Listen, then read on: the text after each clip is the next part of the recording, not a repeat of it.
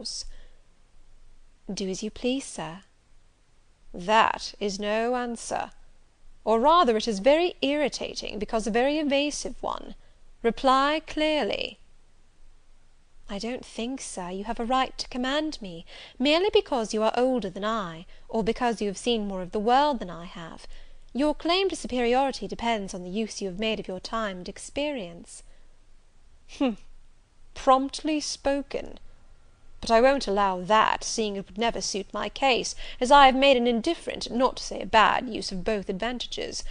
Leaving superiority out of the question, then, you must still agree to receive my orders now and then, without being piqued or hurt by the tone of command. Will you?" I smiled. I thought to myself, Mr. Rochester is peculiar. He seems to forget that he pays me £30 per annum for receiving his orders. "The smile is very well," said he, catching instantly the passing expression; "but speak too." "I was thinking, sir, that very few masters would trouble themselves to inquire whether or not their paid subordinates were piqued and hurt by their orders."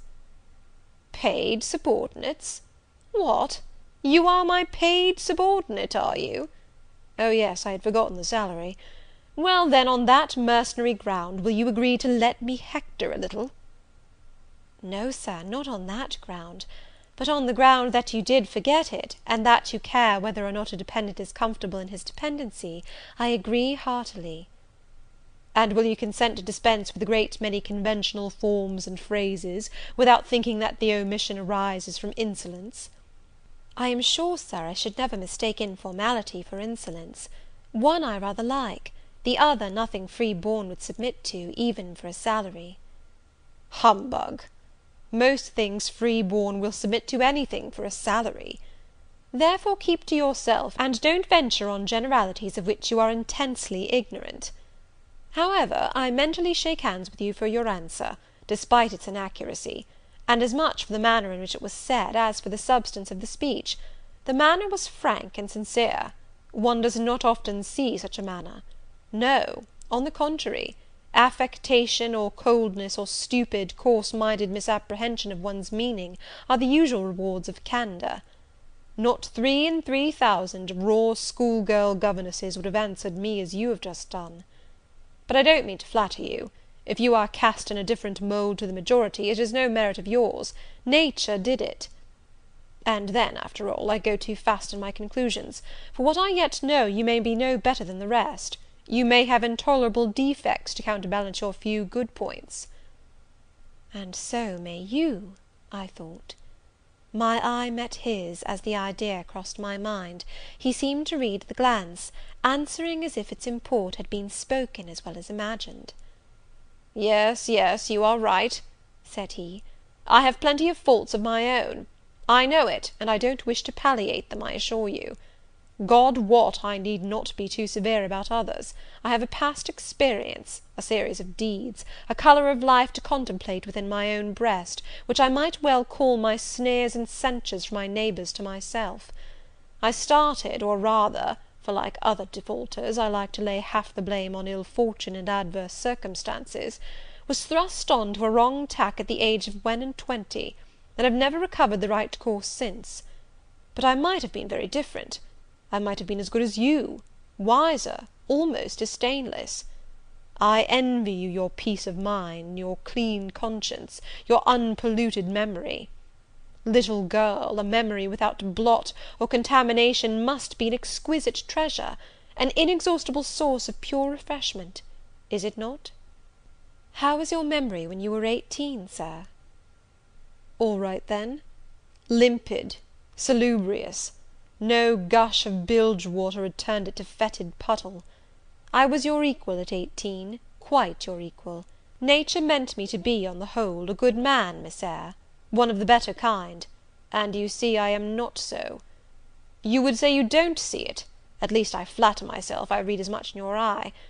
Beware, by the by, what you express with that organ; I am quick at interpreting its language. Then take my word for it, I am not a villain, you are not to suppose that; not to attribute to me any such bad eminence. but owing, I verily believe, rather to circumstances than to my natural bent, I am a trite, commonplace sinner, hackneyed in all the poor petty dissipations with which the rich and worthless try to put on life. Do you wonder that I avow this to you?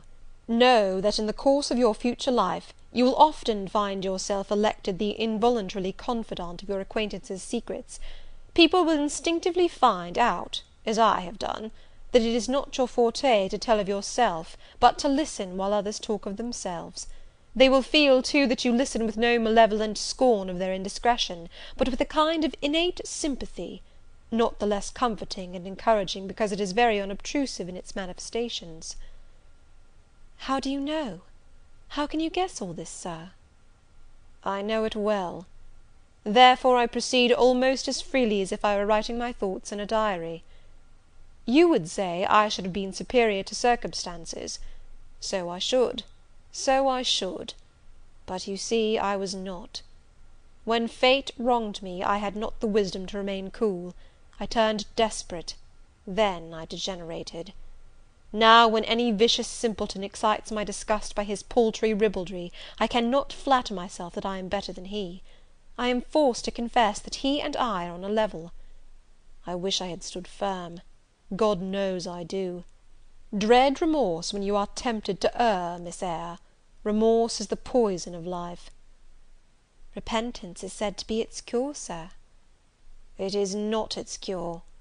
Reformation may be its cure, and I could reform. I have strength yet for that, but where is the use of thinking of it, hampered, burdened, cursed as I am? Besides, since happiness is irrevocably denied me, I have a right to get pleasure out of life, and I will get it, cost what it may. Then you will degenerate still more, Sir.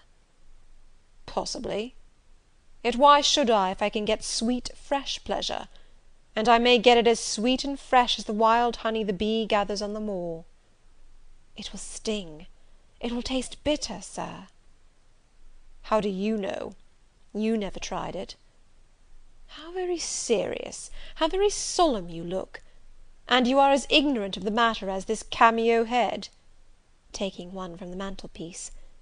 "You have no right to preach to me, you neophyte, that have not passed the porch of life, and are absolutely unacquainted with its mysteries."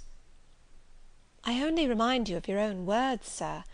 You said error brought remorse, and you pronounced remorse the poison of existence." "And who talks of error now?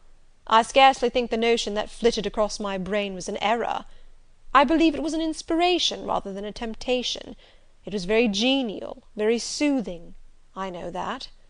Here it comes again. It is no devil, I assure you; or if it be, it has put on the robes of an angel of light. I think I must admit so fair a guest when it asks entrance to my heart." "Distrust it, Sir. It is not a true angel." "Once more, how do you know? By what instinct do you pretend to distinguish between a fallen seraph of the abyss and a messenger from the eternal throne? Between a guide and a seducer?"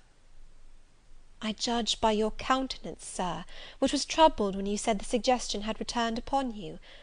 I feel sure it will work you more misery if you listen to it." "Not at all. It bears the most gracious message in the world. For the rest, you are not my conscience keeper, so don't make yourself uneasy. Here, come in, bonny wanderer." He said this as if he spoke to a vision, viewless to any eye but his own. Then, folding his arms, which he had half extended, on his chest, he seemed to enclose in their embrace the invisible being. "Now," he continued, again addressing me, "I have received the pilgrim, a disguised deity, as I verily believe. Already it has done me good. My heart was a sort of charnel; it will now be a shrine." "To speak truth, Sir, I don't understand you at all. I cannot keep up the conversation because it has got out of my depth. Only one thing I know. You said you were not as good as you should like to be, and that you regretted your own imperfection. One thing I can comprehend. You intimated that to have a sullied memory was a perpetual bane.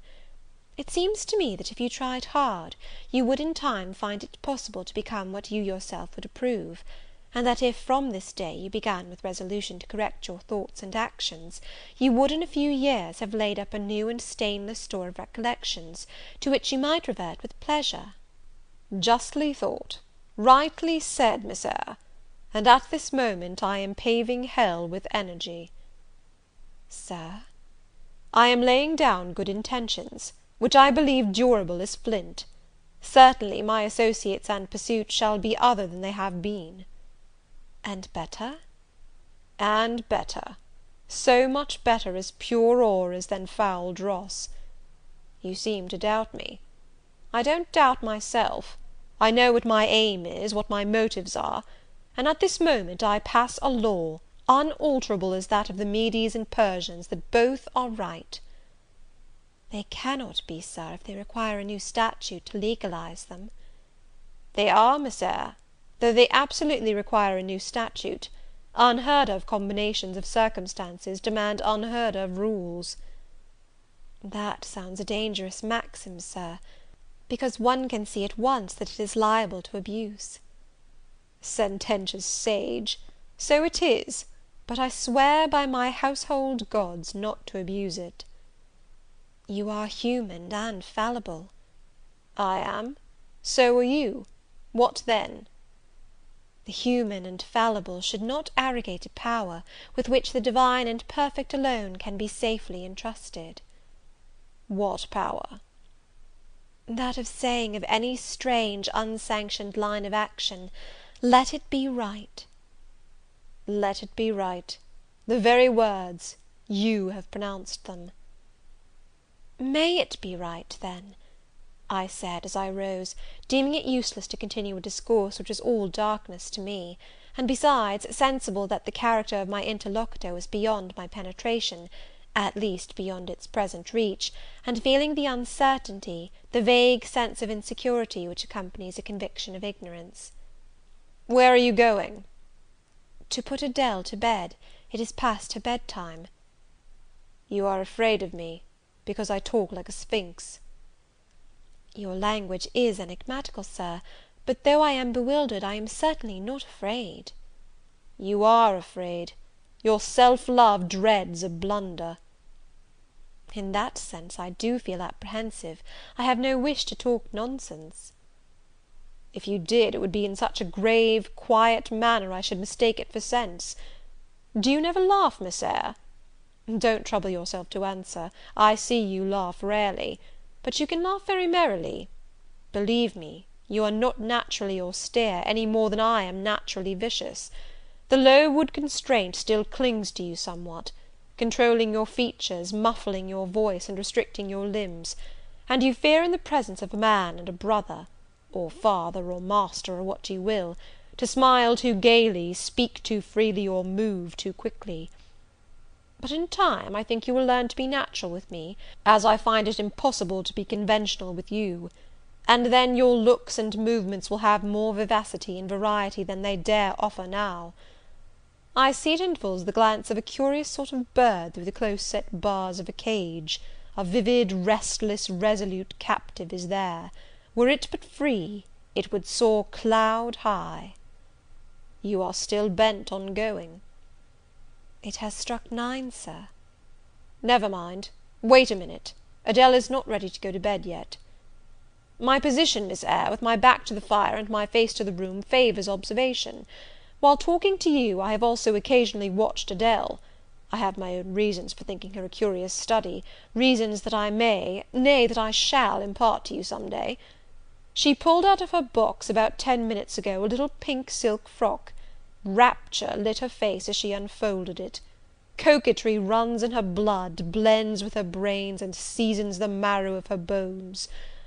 Il faut que je sais, cried she, et à l'instant même she rushed out of the room. She is now with Sophy, undergoing a robing process. In a few minutes she will re-enter, and I know what I shall see. A miniature of Céline Varenne as she used to appear on the boards at the rising of... but never mind that. However, my tenderest feelings are about to receive a shock, such is my presentiment. Stay now to see whether it will be realized. Ere long, Adèle's little foot was heard tripping across the hall. She entered, transformed as her guardian had predicted. A dress of rose-coloured satin, very short, and as full in the skirt as it could be gathered, replaced the brown frock she had previously worn. A wreath of rosebuds circled her forehead. Her feet were dressed in silk stockings and small white satin sandals. "Est-ce que ma robe va bien?" cried she, bounding forwards. "Et mes souliers, et mes bras! Tenez, je crois que je vais danser." And spreading out her dress, she chassed across the room, till, having reached Mr. Rochester, she wheeled lightly round before him on tiptoe, then dropped on one knee at his feet, exclaiming, "Monsieur, je vous remercie mille fois de votre bonté.